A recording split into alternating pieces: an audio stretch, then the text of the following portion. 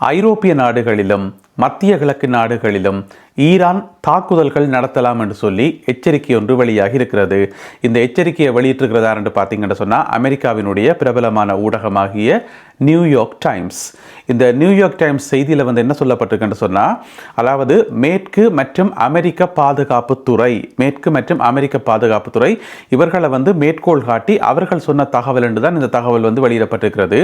அதாவது உங்களுக்கு தெரியும், இப்போ ஈரானை சுற்றி அமெரிக்காவினுடைய படைகள் குவிக்கப்பட்டு கொண்டு வருது. எனவே ஈரான் மேல அமெரிக்கா எந்த நேரத்திலும் தாக்குதல் நடத்தலாம் என்ற நிலைமை தான் இருக்குது. அப்படி ஒருவேளை தாக்குதல் நடத்தப்பட்டால் அந்த தாக்குதலுக்கு ஒரு எதிர்வினையை கொடுக்கும் விதமாக ஈரானிய அரசாங்கம் தன்னுடைய ப்ராக்ஸி அமைப்புகளை பயன்படுத்தி, அதாவது ஈரானிய அரசாங்கத்தால் நடத்தப்படுற நிறைய அமைப்புகள் இருக்குதானே, அந்தந்த அமைப்புகளை பயன்படுத்தி இங்கே ஐரோப்பாலையும் மத்திய கிழக்கிலையும் தாக்குதல்கள் நடத்துவதற்கு திட்டமிட்டு வருகின்றன என்று சொல்லி இந்த செய்தியில் போடப்பட்டிருக்கிறது. இந்த செய்தியை நாங்கள் உன்னிப்பாக அவதானிக்க வேண்டியிருக்குது. ஏனென்று சொன்னால் நாங்களும் ஐரோப்பாவில் தான் இருக்கிறோம். எனவே நாங்களும் பாதுகாப்பாக இருக்கணும். இந்த தாக்குதல்கள் பொதுமக்கள் கூடுகின்ற இடங்கள், மற்றது தூதரகங்கள், எம்பசிகள், மற்றது இங்கே இருக்கக்கூடிய இராணுவ இலக்குகள், அதிலேயும் குறிப்பாக ஐரோப்பிய நாடுகள் இருக்கக்கூடிய அமெரிக்காவுக்கு சொந்தமான இராணுவ இலக்குகளை இலக்காக வைத்து இந்த தாக்குதல்கள் நடக்கலாம் என்று சொல்லி இந்த புலனாய்வு அமைப்புகள் வெளியிட்டுள்ள தகவலில் சொல்லப்பட்டிருக்கு என்று சொல்லி நியூயார்க் டைம்ஸ் செய்தி போட்டிருக்குது. அதாவது அவர்களுடைய தொலைபேசி உரையாடல்களை ஒட்டு கேட்டதன் மூலம் இது தெரிய வந்திருக்கு என்று சொல்லி, இந்த தாக்குதல்களுக்கு 2 விதமான சாத்தியங்கள் இருக்கு என்று சொல்லி இதில் சொல்லப்பட்டிருக்கிறது. ஒன்று செங்கடல் பகுதியில் ஹவுதி அமைப்பு இருக்கு தானே, அந்த ஹவுதி அமைப்பை பயன்படுத்தி அங்கே போயிட்டு வர கப்பல்கள், ஐரோப்பாவுக்கு சொந்தமான கப்பல்கள் மேலே தாக்குதல்கள் நடத்துறது.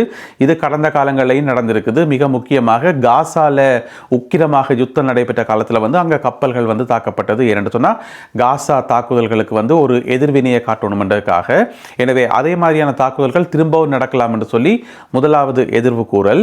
இரண்டாவது ஐரோப்பிய நாடுகளில் மறைந்திருக்கக்கூடிய ஸ்லீப்பர் செல்லுகள், அதாவது ஹெஸ்புல்லான்னு சொல்லி அமைப்பு இருக்கு தானே, அந்த ஹெஸ்புல்லா அமைப்பினருடைய ஸ்லீப்பர் செல்லுகள் பல ஐரோப்பிய நாடுகளில் மறைந்திருக்கின்றார்கள். எனவே அவர்கள் தாக்குதல்களில் ஈடுபடலாம் என்று சொல்லி இதில் சொல்லப்பட்டிருக்கிறது. உங்களுக்கு தெரியும், ஸ்லீப்பர் செல்லுகள் என்று சொன்னால் என்னென்று சொல்லி, வழக்கமாக ஏனைய மனிதர்கள் எப்படி இருப்பினமோ அதே மாதிரியே இருப்பினும், ரெண்டைக்காவது ஒரு நாளைக்கு அவர்களுக்கு ஒரு கட்டளை வரும்போது, இன்னிடத்துல போயிட்டு இன்ன தாக்குதல்களை நடத்த சொல்லி ஒரு கட்டளை வரும்போது அவர்கள் அந்த தாக்குதலை நடத்துவார்கள். அவர்களை தான் சொல்றது ஸ்லீப்பர் செல்லுகள் என்று சொல்லி. எனவே ஹெஸ்புல்லா அமைப்புக்கு சொந்தமான நிறைய ஸ்லீப்பர் செல்லுகள் ஐரோப்பாவில் இருக்கின்றார்கள். எனவே அவர்களுக்கூடாக தாக்குதல்கள் நடக்கலாம் என்று சொல்லி இதில் சொல்லப்பட்டிருக்கிறது. ஹெஸ்புல்லா அமைப்பும் ஈரான் தான் அந்த அமைப்பை பேணி பாதுகாக்குது. அவர்களுக்கு தேவையான நிதி கொடுக்கிறது, ஆயுதங்கள் கொடுக்கிறது, எல்லாமே ஈரான் தான் அதை செய்யுது என்று சொல்லி நீண்ட காலமாகவே குற்றச்சாட்டு இருக்கிறது. எனவே இப்படியான ஒரு எச்சரிக்கை ஒன்று வெளியாகி இருக்கிறது. அதாவது அமெரிக்கா ஈரான் மேல தாக்குதல்களை நடத்துமாக இருந்தால் இந்த தாக்குதல்கள் இங்கே நடக்கும் என்று சொல்லி. சரி, அமெரிக்கா ஈரான் மேல தாக்குதல் நடத்துறதுக்கு எத்தனை சதவீதம் சாத்தியம் இருக்குன்னு சொன்னா, அந்த சதவீதம் அதிகரித்து கொண்டு தான் போகுது. ஏன் சொல்லுங்க பாப்போம். இப்போ அமெரிக்காவினுடைய கடற்படை இருக்குத்தானே, அந்த ஒட்டுமொத்த கடற்படையினுடைய 3இல் 1 பங்கு இப்போ ஈரானுக்கு அண்மையாக நகர்த்தப்பட்டிருக்காம்.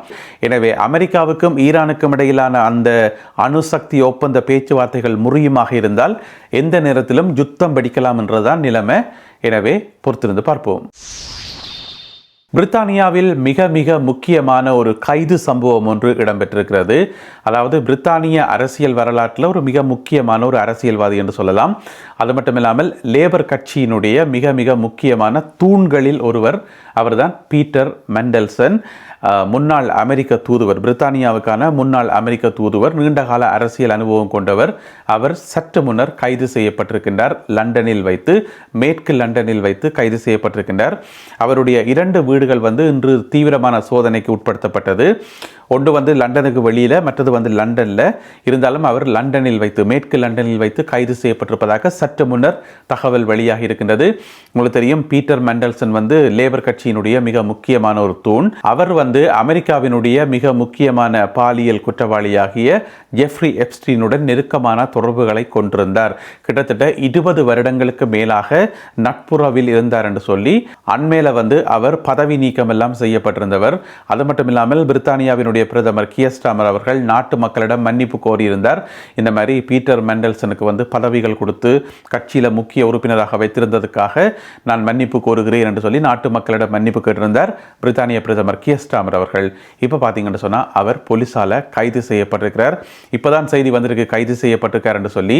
இனித்தான் மிச்ச விவரங்கள் வரும். நாளைய காணொளியில் வந்து விரிவாக விளக்கமாக பார்க்கலாம் இவருடைய கைதுக்கு பின்னால் இருக்கக்கூடிய முக்கியமான விஷயங்கள் என்னென்று சொல்லி.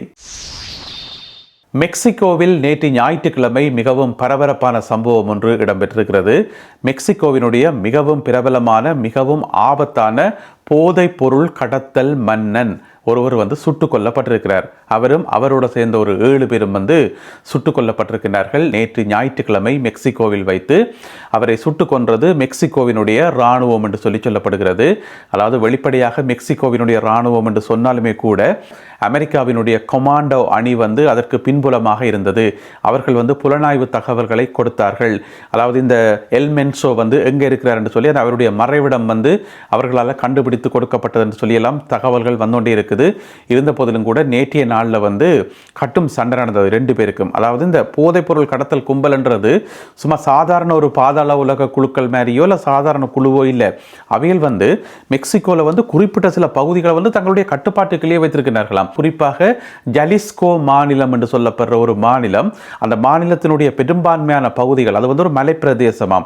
அங்கே வந்து பெருசாக ஆட்கள் போக முடியாது. எனவே அந்த மலைப்பிரதேசம் வந்து முழுக்க அவர்களுடைய கட்டுப்பாட்டுக்கெல்லாம் இருக்குன்னு சொல்லி எனவே அதுக்குள்ள பூந்து மெக்சிகோவினுடைய இராணுவம் வந்து தாக்குதல் நடத்தி இருக்கிறது. நீண்ட நேரமாக 2 தரப்புக்கும் இடையில வந்து கடும் சண்டை இடம்பெற்றதாம். அதாவது பார்த்தீங்கன்னு சொன்னால் சாதாரண போதைப் பொருள் கடத்தல் கும்பல் மட்டுமில்லாமல் ஆயுதங்களை வைத்திருக்கக்கூடிய ஒரு ஆயுத அமைப்பாகவும் அவர்கள் செயல்பட்டிருக்கிறார்கள். அந்த சண்டையினுடைய முடிவில் இந்த எல் மென்சோ என்று சொல்லப்படுற மிக ஆபத்தான ஒரு போதைப் பொருள் கடத்தல் மன்னனும் அவரோட சேர்ந்த ஒரு 7 பேரும் கொல்லப்பட்டிருக்கிறார்கள். என்னென்னா முதல்ல அவர் காயமடைந்து பிறகு அவரை வந்து ஹெலிகாப்டரில் மெக்சிகோ இராணுவம் கொண்டு போயிருக்குது. அப்படி அதை உயிரோட காப்பாற்றணும் என்று சொல்லி. ஏனெண்டா உயிரோட காப்பாற்றினா தான் நிறைய தகவல்கள் எடுக்கலாம், ரகசியங்கள் எடுக்கலாம். ஆனால் கொண்டு போகிற வழியிலேயே வந்து அவர் உயிரிழந்திருப்பதாக சொல்லப்படுகிறது.